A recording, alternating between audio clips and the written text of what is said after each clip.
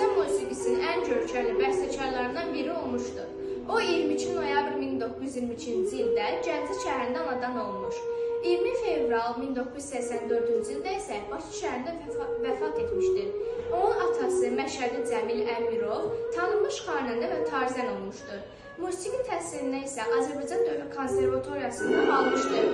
İkinci Dünya Müharibəsi dövründə isə əvvəlcə hərbi təlim keçmiş, sonra isə təhsilini davam etdirmişdir.